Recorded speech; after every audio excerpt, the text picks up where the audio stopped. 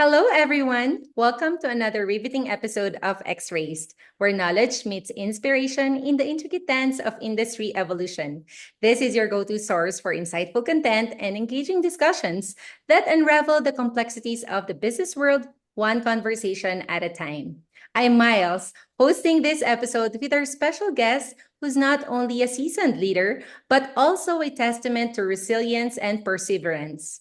In a world where corporate sustainability and social responsibility are more crucial than ever, he stands out as a beacon of expertise and leadership. With a rich history in executive management spanning over 3 decades, he has consistently driven business development and cultivated high achievers across industries. But that's not all. His relentless and generous desire to pass on his experience, partly driven by his triennial triumph over cancer, has led to the creation of their lifetime learning product and ISO scholarship cadetship programs. These initiatives are paving the way for the next generation of leaders and professionals, and I'm honored to have him here today as he shares his insights. Please welcome the Managing Director and CEO of ACI Global and e-Quip, Ian Erskine. Hello, Ian. How are you today? Thank you for that lovely introduction, Miles. It's great to be here, and I look forward to talking through more about ACI Global and our desire, as you said, to pass on the experiences and trips and falls along the way and challenges, and because the world is a very different place from when I grew up. But again, that's challenges, and we look forward to this journey. You know, it really excites me. But before we start this very insightful conversation, Ian, let me provide our audience with a very quick overview of X-Rays. Our online platform fosters open dialogue and encourages critical analysis to keep you abreast of the dynamic changes in the business landscape. Through our comprehensive interviews, we aspire to nurture a profound understanding of the most significant issues around the globe. Again, welcome to the X-Rays community, Ian. I'm really glad to have you here. Let's go and start this interesting session. So let's touch on first on ACI Global right away, Ian. So your company have developed some impressive programs and tools for professional development and certification, as I read. So can you start by giving us an overview of your offerings, particularly the e-Quip Academy and its amazing benefits for organizations, and how this approach stands out in the market? Yes, thanks for that. Yes, it stands out very much alone in the market because we're one of the only organisations that basically all our training is based on an organisation.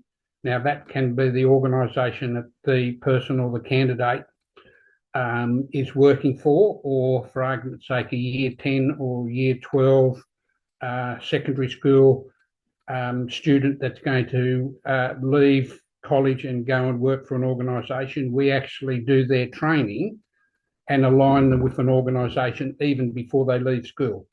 Mm-hmm. And that's very much the same. Anyone that comes into doing our courses, basically, if they don't have their own organisation, we'll provide a sponsoring organisation for them. And with e-Quip, and we've always had e-Quip, because that's where our learning management system and content management system is. And basically a quick overview of e-Quip. e-Quip is a software platform. So when anyone starts a course, they actually have the software that they use within their organisation. And this is one of the other key differences, again, that stands us out, is that by the time the candidate has finished their training, whether that's a welder, whether that's an auditor, whether that's an inspector, whether that's a company leader, it doesn't matter. Whatever courses they do will go through into the platform. By the time they finish, it's all based on ISO standards and industry standards. So by the time they finish, the organisation then is ready for ISO certification if they so desire. And it makes the training absolutely relevant to not only the organisation, but also to the candidate, because the candidate has that experience of bedding down the software, learning about the business, and that leads us into our other offerings like lifetime learning, 3-year CPD agreements, and things like that, because we're very interested and committed to the candidate, specifically themselves, accelerating continuous improvement, which is the ACI Global. That's our acronym. Yeah, that's very impressive, Ian. You know, it's not every day you hear about a company that integrates education so seamlessly with industry needs. And it sounds like you've got a true, I must say, win-win situation there, because employees get certified through your e-Quip platform, and then organizations get a solid boost in compliance and standards as well. Yes, that's it. That's it in a nutshell. Beautifully put, Miles. And yes, and look, it's not without its challenges, but I guess that's one of the reasons why we challenged ourselves and came through the journey, because originally we were with one of the really big personal certification body providers, RAB-QSA, and now Exemplar. We were one of their biggest providers, but basically we found we weren't getting the satisfaction for our clients. So we went out on our own, but to do that, the first thing we did, we approached a certification body and we were certified to one of the initial standards, the quality standard. Now, as we grew, we found that standard really didn't cover our learning management system and our content management system, how the assessments are put together, and how the e-Quip platform works. So we went away from just having quality, we went into the learning standards. And back in 2011, there was an international standard introduced for education, of which we've introduced. And so we are an ISO certified organisation. Yeah. And that puts us that extra stamp of excellence and verification and validation on everything we do. It's an advantage. So having said that, Ian, I'm curious what sparked the idea for you to develop and offer this approach and the platform. Was there a particular gap in the market you aim to fill? Yes, we felt the gap in the market led from our experience with the milk run and the changes we had to introduce for us to survive. And like I said initially when we first met, we were introduced to the little book called Who Moved My Cheese, all about change management and managing risk. And once we got ourselves back up after a big hit, I felt to myself, well, we have to do something better than getting up at 3 o'clock in the morning and knocking off at 3 p.m, running milk backwards and forwards. It was lovely meeting clients, but I felt I could do better. So, and that's basically where the journey started, because with the big dairy farmers franchise that we joined, there was no process or methods in place for the control of keeping your milk and your products cold. So what we actually did ourselves, myself, I introduced a food safety hazard management plan for ourselves, in which we put a little water bottle in the back of the van, and so it got cold. So we measured that temperature at all times. So we knew what temperature our milk fat was, and we knew what temperature we were delivering the milk to, right, to the client. So that was the start of it. So when we eventually sold the milk run, I started off a consultancy and aligned ourselves with ISO, and basically it's grown from there. Yeah, wow. That's actually brilliant. And it's like you've turned training into a team sport with everyone playing their part. You're bridging basically the critical gap between theory and practice, something that's, I think, often easier said than done. So, Yes, it is. But just going back quickly to that, mhm, when we were able to implement our HACCP plan and control our temperatures and so forth, which meant we were delivering a better product, mhm, because you will understand quite quickly when I say when you open the door of a fridge, all the cold air drops out because it's cold, right? So Mhm. you have to be very careful how you control your temperature.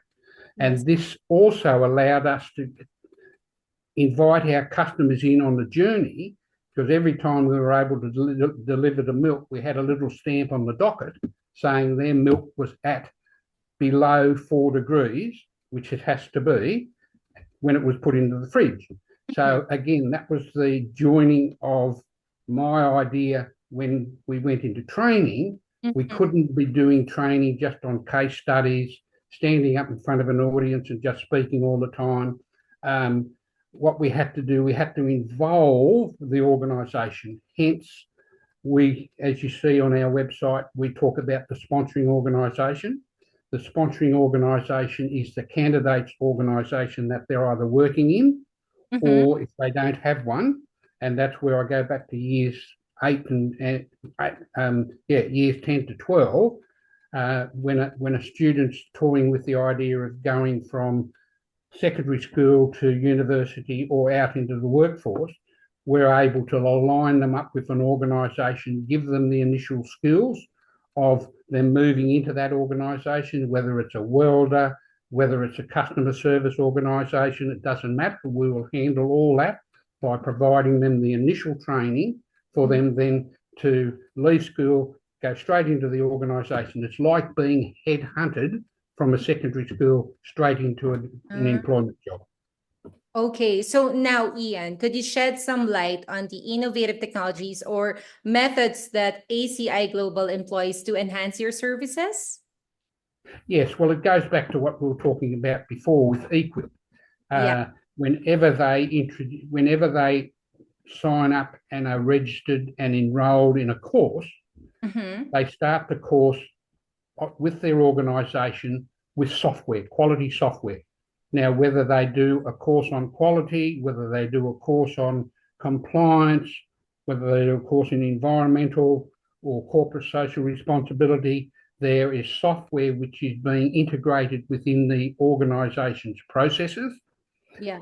so that basically, and as I said before, it's all aligned to ISO standards. So whenever someone enters a course and is enrolled in a course, the relevant ISO standards are all made available to them at no additional cost. That's in the cost of the course, right? So that at the end of the training, not only is the candidate verified by an independent verification process, which is an observational process where we actually watch them do an activity, right? At the end of that, the organisation is fully set up to be certified, if they so desire, in an ISO standard of their choosing. It could be just quality, could be a whole heap of ISO standards in which we call an integrated system, or it could be just a compliance system. Not only can they be certified, they have the software which Mhm. ensures minimum documentation overload, their compliance, relevance, and the ability to look at issues coming forward are always addressed on the spot on a needs basis. So it's standardized. You've essentially turned education into a strategic advantage for companies. And I think you're not just training individuals, you're elevating the entire organization, Ian. But we all know that innovation doesn't come with its hurdles. What kind of challenges did you face while bringing ACI Global services to the market and how you've overcome them?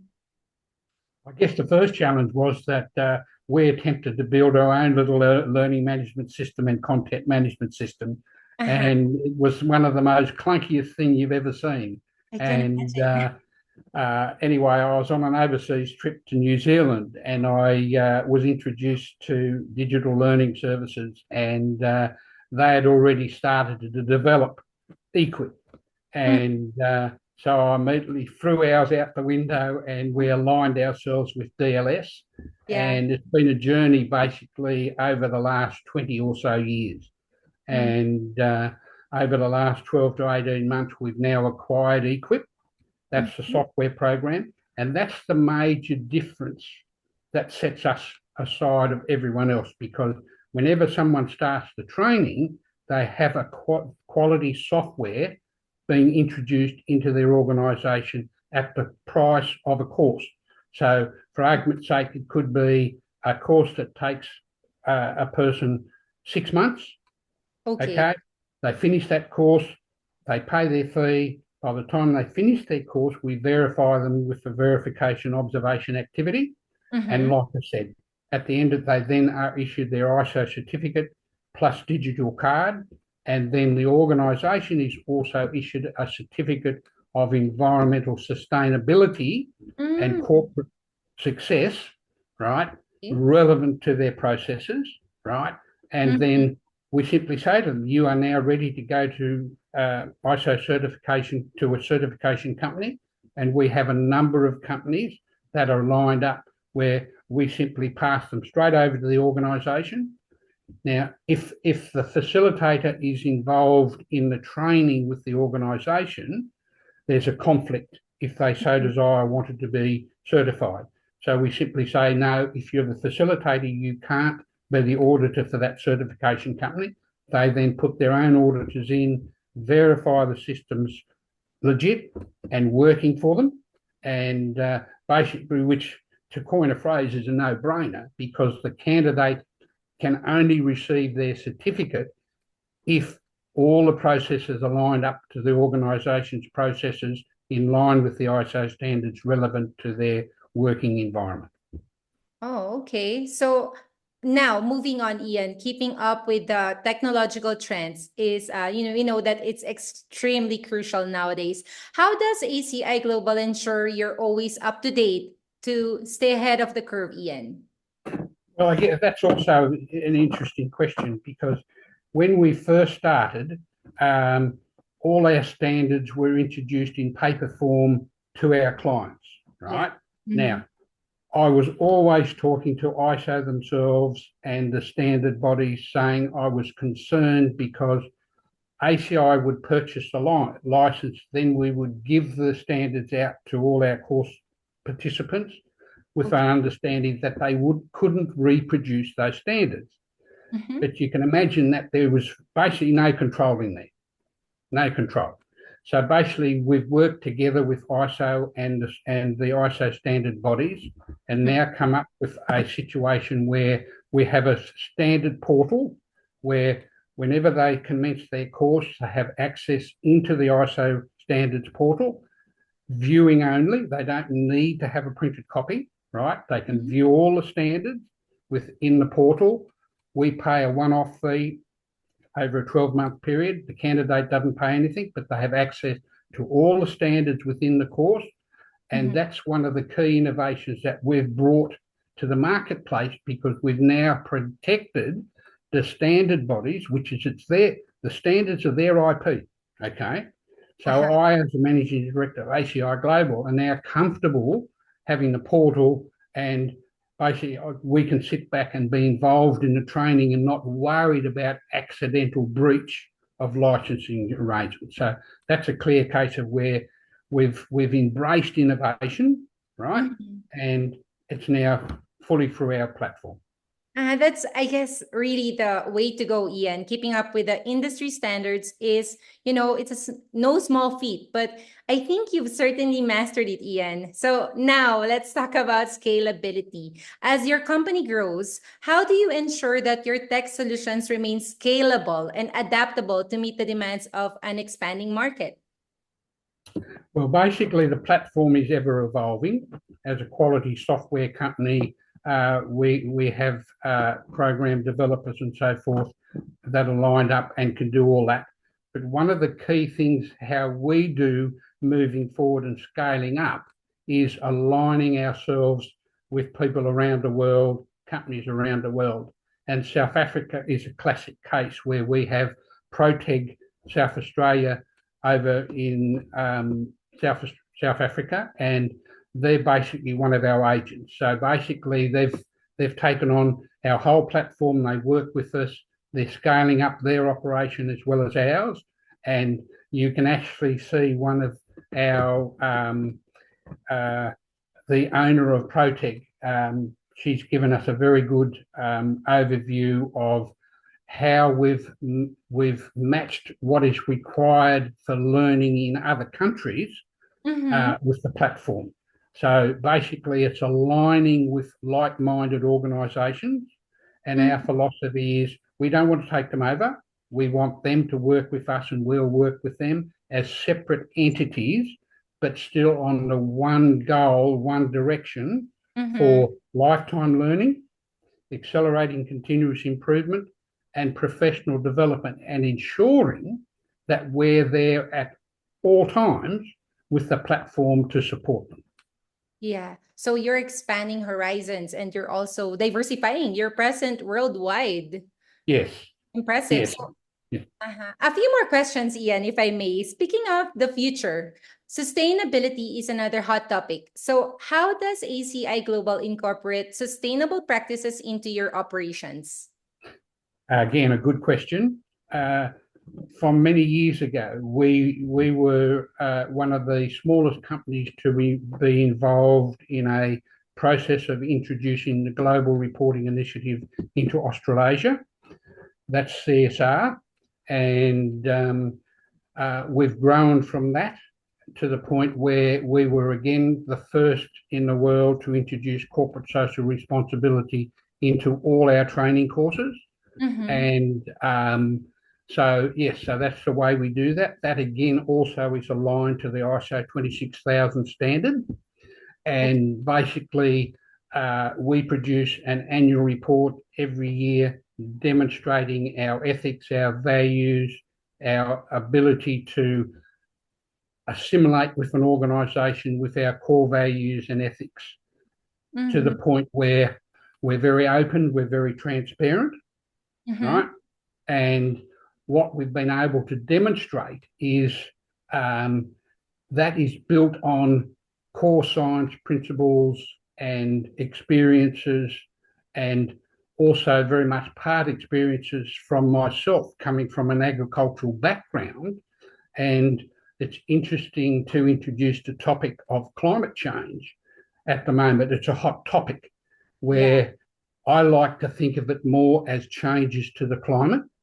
Now, 30, nearly 40 years ago, as a farmer, we led from the front by turning all our X-doubles and grasses back into the soil, which is decarbonisation, right? So we led the world in introducing minimum tillage, right?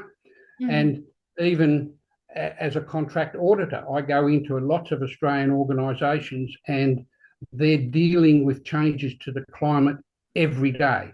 For argument's sake, here in Australia, it can get well above 40 degrees. Workers don't go out with short sleeve shirts, no hats on, or anything like that, right? They have to wear the right PE gear, right? Yes. And hence, this is why I've opened the topic up more from just talking about climate change, talk about changes to climate, because that makes it more relevant to everyone. And it's just like yourself. When it's very hot in the afternoon, you don't go out without a hat, sunscreen, and even little things here in Australia, even little things for myself.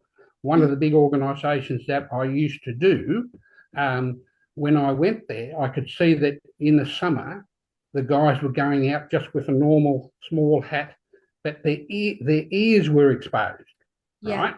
So I introduced to them, I said, can't you get something that you can put on your hats, right, that covers your ears and your neck, right? So they introduced that. And this is what I'm saying. I employ people to think of changes to the climate and being aware of what it can do, okay? And it's up to us as every individual to embrace it, right? And it's not an expensive process. The simple little things are all you need to do. And that's what I'm so proud of Australia, because we punch well above our weight in how we've been able as farmers to manage our cropping phases and things like that, minimum tillage, maintaining our forestry windbreaks and things like that. All that is a demonstration of how we've dealt with changes to the climate. Yeah, it's actually deeper. ACI Global is clearly making a positive impact on the environment and the industry. It's great that sustainability is at the core. I mean, it's certainly a critical focus on your area of organization, Ian. So before we let you go, could you tell us even a bit what's on the horizon for ACI Global? We're keen to know about the next exciting projects or developments that we should look forward to. Well, the next really exciting product or process for us will be introducing ourselves into the secondary schools market, the Mm-hmm. years, what we call here in Australia, years 10 to 12. That's where the big decisions are made by the school children, where they have to make that decision whether they're going to go out into the workforce or whether they're going to go to university. Mm-hmm. Now, I didn't go to university. I basically uh, was looked upon from my parents. Yes, I'd be coming back to the farm, right? So I came back to the farm. So in actual fact, I had an organisation. I had a setting for me to come back, hone my skills, and do things like that. So again, that's the product that we're going to present to the secondary school market. Is we will present to the students who want to come out into the workplace. We'll present to them organisations that they can come in and work for, right? We Mm-hmm. will provide them the skills needed for them to go into that organisation, right from the very word go in years 10 all the way up to years 12. So I guess we're entering into the TAFE market, the tertiary education market at a very young age, and that's a very impressionable age for a young person trying to make that decision whether they want to go to university or whether they want to go out into the workforce. So that is our next exciting process, linking what we call the sponsoring organisation up to the candidates coming from secondary school. That sounds very exciting, Ian. I'm sure you're poised for even greater success in the future. So, this conversation has been very insightful, Ian, and it's clear that you're not only shaping the future of corporate learning and development, you're also nurturing future innovators and promoting sustainability. Yes, Yeah. and just on a final note on sustainability, uh, we have to also, and it takes me back to the little book Who Moved My Cheese Mm-hmm. again, and we have to be aware that in some cases we do have to change. Mm-hmm. We will have to change things that we do, and again, I can be up the front and demonstrate from my farming background of how we were forced to change, and just a final emphasis on that. When we first went out onto our dry area property, the standard practice was to turn the soil over and over and over. So at this very time, I'd finished ploughing up something like 2.5, 3,000 acres, all beautifully ploughed, ready to sow. And then all of a sudden, we had a 1 in 20 year rainfall. Mm. Now, we had a couple of big hills in our property, right? Yeah. So once I woke up in the morning and the whole valley was running with water. And I thought to myself, oh my goodness me, one of the fences was washed out, but the worst was to come. When I drove over the hill, we had lost a significant amount of our soil had been washed away. Wow. So basically, from that point on, I thought to myself, we have to change. We can't continually plough soil backwards and forwards and not allow weeds and cropping stubble to be used correctly. So hence, we turned our stubble back into our soil. We used minimum tillage. Now we're talking 40 plus years ago, right? Mm-hmm. This is where I say to everyone, I'm so proud to be an Australian. Australia leads the world in changes to the climate. And Mm-hmm. it's not something that doesn't happen all the time. It does happen all the time. But you Does. have to be prepared to change. Mm-hmm. And it's inevitable. We all know Yes, that. of So course we it really is. have to Yes, change. yes. So there you go, folks. If you want to learn more about ACI Global, get in touch with Ian, or you can visit their website, aciglobal.com.au. Whether you're an individual looking to elevate your career or an organization aiming to achieve ISO certification, Ian and his team are definitely there to guide you. Thank you so much, Ian, for imparting us your knowledge, especially about the power of integrating education with industry needs, but of course, promoting sustainability at the same time. Thank you, Miles. Thank you very much for the opportunity. Very much welcome. I hope you continue to inspire people through your expertise and knowledge in the field. Yes, thank you. So, very much welcome. It's a pleasure to have you, Ian. And to our audience, thanks again for tuning in and for inspiring us to have more informational conversations like the one we just had with Ian Erskine of ACI Global. To more insightful episodes ahead, this has been your host, Miles. Stay focused and inspired with X-Rays.